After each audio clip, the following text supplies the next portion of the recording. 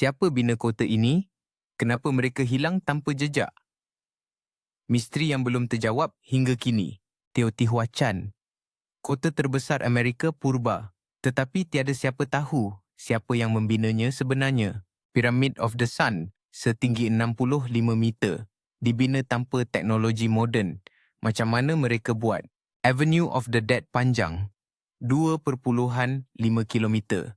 Dirancang dengan tepat mengikut penjajaran astronomi yang sempurna. Pada tahun 750 Masihi, kota ini tiba-tiba ditinggalkan. 200,000 penduduk hilang begitu sahaja. Tiada tulisan ditemui. Tiada nama raja. Tiada rekod sejarah. Seolah mereka sengaja padam identiti. Arkeologi jumpa terowong rahsia bawah piramid. Ada makam dan ruang upacara yang penuh misteri. Teori kata mereka alien, ada kata tamadun hilang. Tapi hakikatnya masih gelap sampai sekarang. Siapa sebenarnya pembina Teotihuacan? Kenapa mereka hilang? Misteri yang masih mencabar dunia sains hari ini.